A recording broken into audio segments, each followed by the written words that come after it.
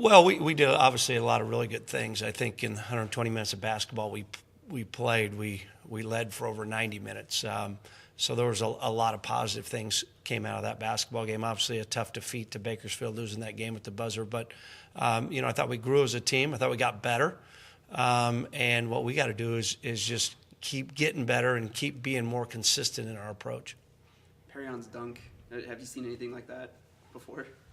Oh, that's Perion. I mean, he's a fantastic athlete, and obviously a great play for him, and obviously a highlight reel. But the disappointing thing in that game was we lost. So Perion's a good athlete.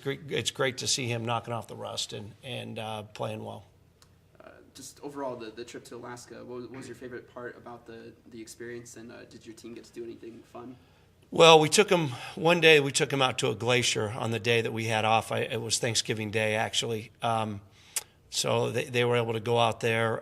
We had a Thanksgiving meal in the hotel, but other than that, it was pretty much basketball the whole time.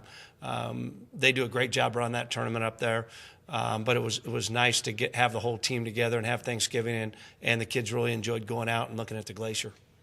What does it mean for the program to have some of these tight, contested games early in the season? How's that going to prepare you down the road for Big Sky and maybe the postseason? Well, I don't know if it does me any good, but obviously we've got a great preseason schedule, and we know there's going to be a lot of tight games, and finding a way to win those games is going to be important.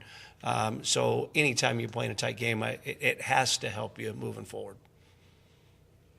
Looking ahead a little bit to Battle of the Palouse, what's the energy mentality going into that coming up next week? Well, it's still a long ways away, over a week. So we will definitely be ready to play that game. We have Nicholls State first on Sunday. So, but that's always a big game on our schedule. We know that, and I know our guys will be ready to play on that Wednesday night.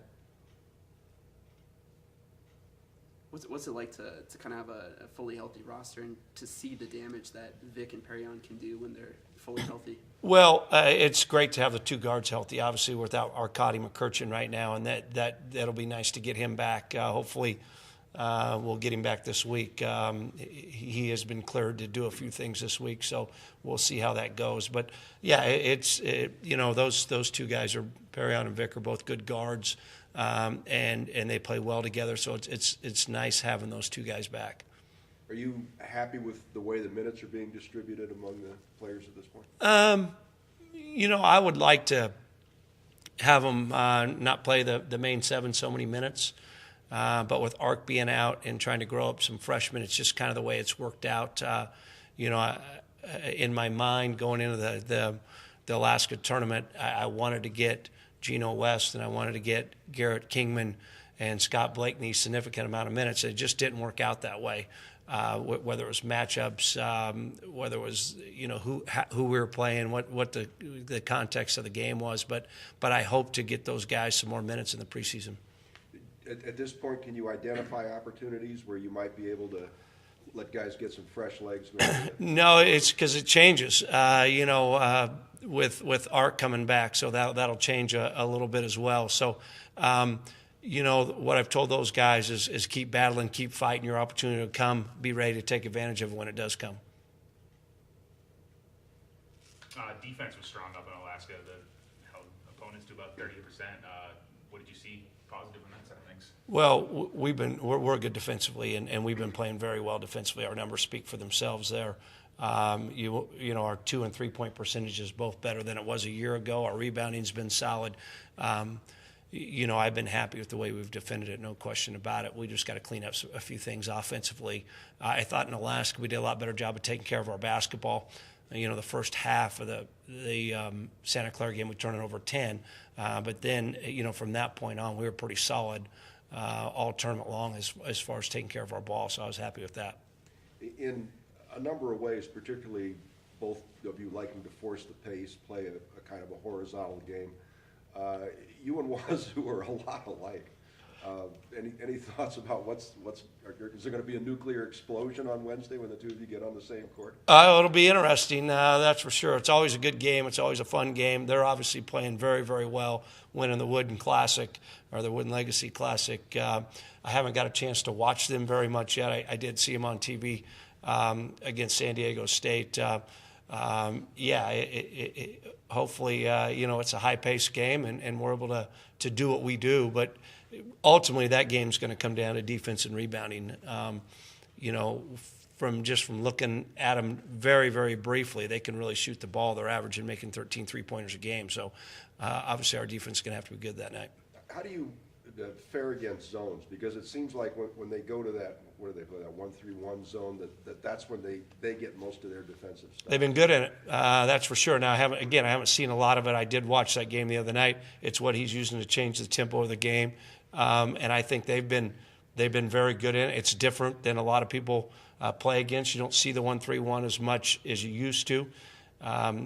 We did play against it a little bit in the Cal Poly game at Alaska. It's something we're obviously going to have to be prepared for, but they've done a good job playing in it from what I've seen. Anything else for Coach? And you do a good job playing against it. We'll see. We haven't played against it a lot, so we'll see how good a coach I am. What to defeat that? What do you have to do? Great ball movement. It's obviously a zone defense, and your ball has to move. It can't stick. From what it looks like, watching a little bit of their stuff is you're going to have to be able to knock down the perimeter shot as well. But you really got to chase that zone. You got to make it work. You got to make it rotate, and that's what everybody tries to do. And they've been pretty good at changing it up a little bit. So as we get into them, that'll be an interesting sidebar to the game is how well we're able to attack that 1-3-1. Would you prefer to out-quick them or slow them down?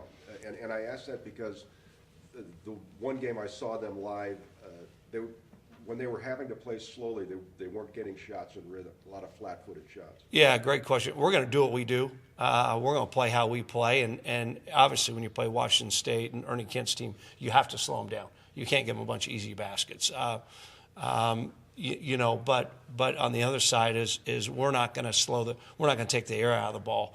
Offensively, we're going to play how we play, and up until last year, it was pretty successful for us. So we're not going to change a lot for one game, and I don't expect them to either.